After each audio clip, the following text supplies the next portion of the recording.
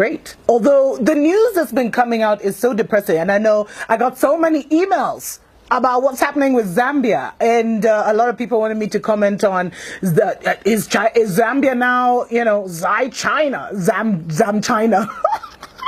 Actually, you guys, it's not even a funny story. Zambia is the first African nation to become a full Chinese colony, and we joke about some of these things, but what has happened is really, really tragic. And I warned you guys this is what was going to happen. But also this shows you that we're closer and closer to a major global war. Because I told you, the Europeans are not going to just sit back and let China take over Africa. Now, what has happened is that Zambia defaulted on a couple of loans. And so they lost their power company, ZESCO, and that has been taken over by the Chinese. Their major national electricity company is now being run by China. Now, if that isn't even worse, they've also lost, a few months ago, they lost their Zambia Broadcasting Corporation. It's called the ZNBC. I think it's the Zambia National Broadcasting Corporation, which is now fully owned by China. And, the government has been denying that this is the case. They've been trying to play cute. They've been trying to play, like everything is okay. But they have actually been in secret talks over how their national electricity company would be taken over. This is crazy. Do you think an African country would be allowed to run China's national electricity company? And, it just shows you that China's neocolonial strategy is reaching ahead. I mean, it's reaching its climax. They've been doing this covert business for so long. And now, they've got their tentacles so deep inside. They've got their tentacles so deep inside that it's going to be hard for some countries to turn back. Now, what's happened is, their whole strategy is they encourage indebtedness. So, hey, they come with the money. They come with the money. They give you. Then they, once you default, they start to take over strategic assets because of failure of repayment. And you see, what China has done is they have studied countries that are corrupt. They have studied countries that, that are greedy, that have greedy leaders, which is most African nations. And that's why we find most African nations are in this situation. And then they kind of have this, their long-term outcome is the effective ownership of commanding heights of the economy. Remember, I did that thing on the Seven Mountains Prophecy, health, economy, etc., media, entertainment. So they come in, they give you a deal you can't refuse. They pour that money on you. They pour that money on you. They pour that money on you. And then all of a sudden, they come collecting. And they're very vicious when they start collecting. And you know what? Even the Chinese government, they know they actually have a problem in Zambia and other nations. But you know what they said? They were just like, us, we're protecting the Chinese. If your people cannot negotiate for you, if Zambians cannot if the Zambian government and the Zambian politicians cannot look after the interests of Zambia, that's not our fault. But this is not going to be possible. And you know what? I was doing deeper research into this matter, and it gets even worse. Now, Zambia's president was actually in China last week for the China-Africa Summit, and I'll talk in the future about the $61 billion or $60 billion that the Chinese government allegedly gave to Africa with no strings. There ain't no free lunch. Come on, guys. There ain't no free lunch. And one of the biggest problems with all these deals that China has signed with African governments is we don't know what they've done. We don't know what they've signed away. We don't know the kind of agreements they've made, because all of them were done hush-hush and behind the scenes. So all we're being told in Africa and in China is, oh, China's giving Africa money. Oh, you're getting money. Oh, they're funding this. Oh, they're funding that. Oh, they're funding infrastructure projects. But we're not told, okay, the debt repayment is this percentage, and if you fail to pay this percentage, you're going to be in trouble. We're not told that. We're not told what concessions have been made. In fact, I know this is not about Kenya. Sorry, guys, I'm a bit obsessive about Kenya. But I've been told Kenya, they built this crappy railway line, and if we don't pay, they're going to get one of our ports in Mombasa. Anyway, that's just a story for another day. Now, this guy, so President Edgar Lungu, he visited Chinese companies while he was in China. Not only have you lost ZESCO, the electricity company, you've lost your media company. He actually had the nerve Some of these guys, man. He actually had the nerve to go visiting Chinese companies, and he received a grant of a further $30 million for the Lusaka East Multi-Facility Economic Zone Electrification Project, whatever that means.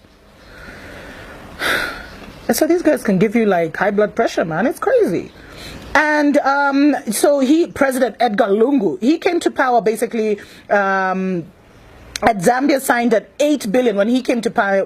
Zambia signed an 8 billion Chinese loans in financing. Now, over 5 billion of this hasn't been added to the total. Now, that's what Zambia is claiming. They're claiming they haven't received 5 billion, or they haven't been able to account for $5 billion of the 8 billion. Although China says it was dispersed, it was released. And get this, the finance ministry doesn't even have the manpower to police and monitor and disburse the funds.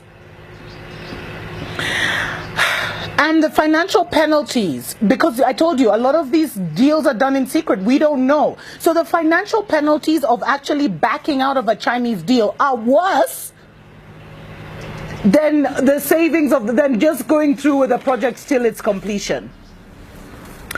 So a lot of contracts have been signed in secret. It's a problem. We don't know what our governments have done. And that's why I am telling you, in the next few years, because, you know, the next election for Zambia is, I think, 2020, somewhere there.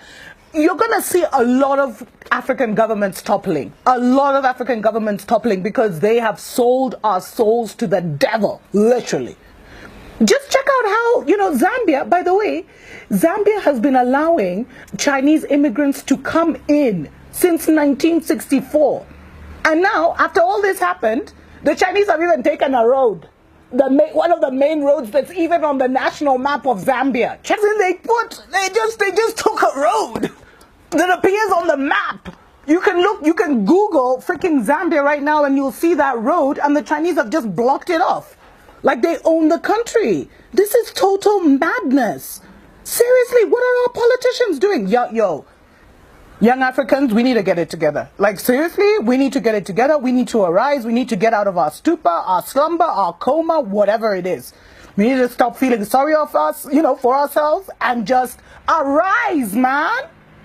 And fight for what is ours. I mean, this is what our grandparents fought for independence for. Many died and were tortured. And you know what?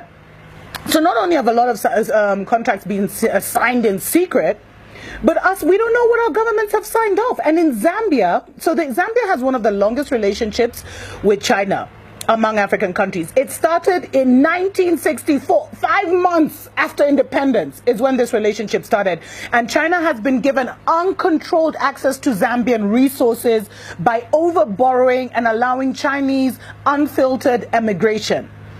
And it's reached such a high tension level. And I'd love it if my Zambian brothers and sisters who watch my show would just even expound, share your story, share your testimony, guys.